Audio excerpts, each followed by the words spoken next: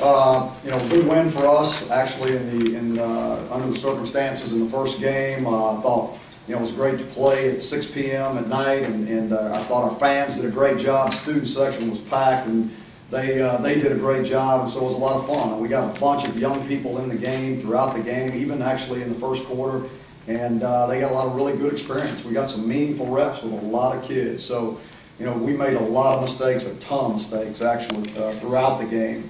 But we also created a lot of turnovers and did a lot of really good things. So we got a lot to work on. I mean, it's for a first game, I mean, it's you get the win and that's what you want, and then you want to learn from all the mistakes you make, and you become a better football team.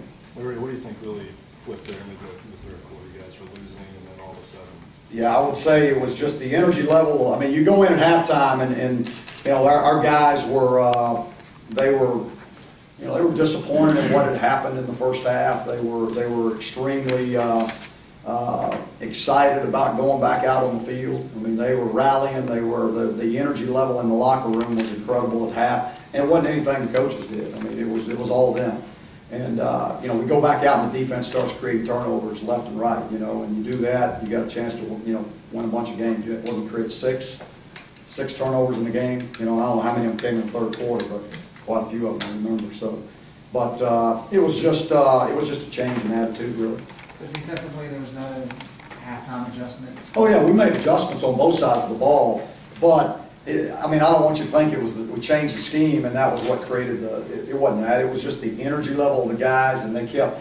You get one guy that's real positive and excited, and it's contagious, and it goes to the next guy, and the next thing you know, good things start happening. That's the way it works. I mean, when you got a bunch of guys that are positive and they got a lot of energy and they're bouncing around, usually good things happen. So good and bad from Marquise and Mitch. What did you like that you saw from them tonight? Well, I thought they did a good job of managing the game. I really did. They moved the chains. I think we were 9 of 17 on third downs, which is pretty good for us.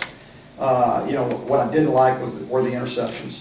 I mean, all 3 were avoidable, and especially one of them in the situation we were in. So, but again, we got out of it with a win. Both of them got a bunch of really good reps, and we came out in good shape there. And so I think we'll get better there. You don't get the luxury of having a dress rehearsal in college football. So the number of things that you guys get ready to go on film for all these young kids, can you underestimate how valuable that is to you guys? Yeah, that's tremendous, because no matter how much you do in practice and in scrimmaging and all those things, I mean, we were trying to figure out how many true freshmen got in the game. It was somewhere around 8, maybe 10, somewhere in that area. I don't know the exact number, so don't quote me on that, but I know at least 8 got in the game. And so for them to get in the game for the first time, not counting all the redshirt freshmen, that it was the first time they stepped into a live game. I mean, we got some really good reps. And whether they did it right or wrong, they're going to get to learn from it. I mean, just getting the real live reps is so valuable for them to learn from. Because when we go back and look at it on film, it's never as good as you think, never as bad as you think, that old saying. But they're going to learn a lot from just what they get to see.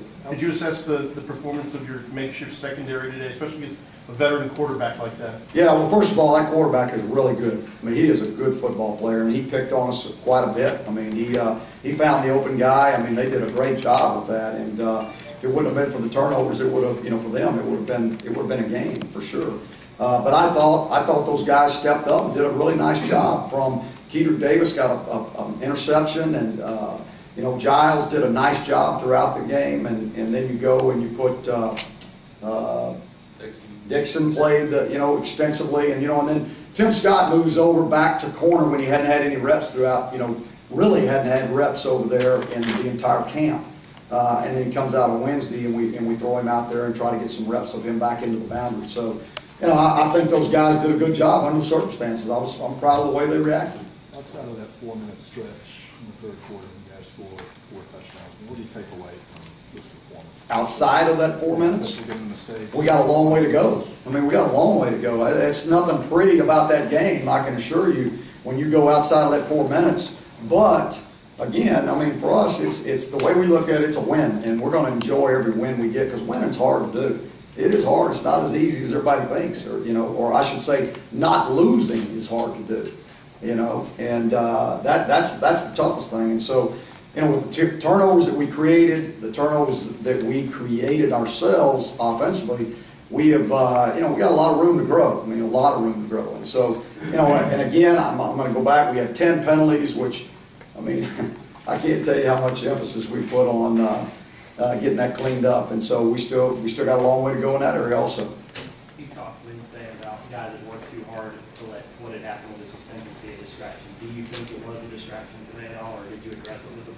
I did not address it. Didn't even talk about it today. We were beyond that. Now it was, it was all about us coming together, picking each other up. If somebody needed some slack, somebody else was going to have to pick up the slack for them. It was really good to watch at halftime in the locker room, actually, because once we made the adjustments offensively and defensively, I just kind of sat back and watched, and really the team took over at that point. And the leadership was incredible in there. And really, I didn't have much to say. It wasn't much for me to say other than, hey, we got to fight. Let's go fight. And they came out, and they got after it. Well, when it's your decision to start Mark Cleese and going forward after tonight, how are you going to evaluate this point in time? Well, the decision was, we felt like coming out of camp that he deserved to start. I mean, we felt like because of his experience and that neither one of them had really separated from the other, that he would get the start, and we knew Mitch was going to play. And he was going to get meaningful reps, not just mopping up at the end. So that was going to be important because we've got to have the next guy ready. How will we evaluate him? We'll go in there and watch we'll break him down completely, both of them. And we'll point out the good things and point out the bad things, and then, they'll learn and they'll grow from it. Are their strengths similar enough to where the offense doesn't change? Yeah, we didn't change anything really. I mean, we just because both of them can run and both of them can throw. So we really didn't change the offense. So it makes it much easier on the staff.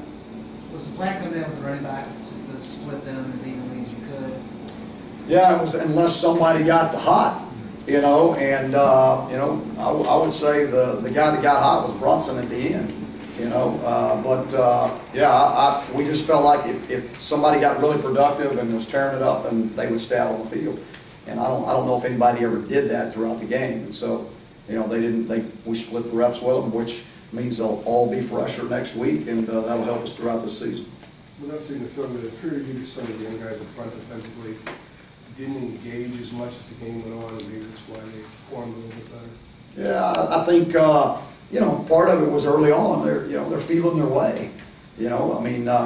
Believe it or not, when I see a guy that comes out of the victory walk and he's standing in the hall and he's sobbing, he's a true freshman and he's just overwhelmed with excitement.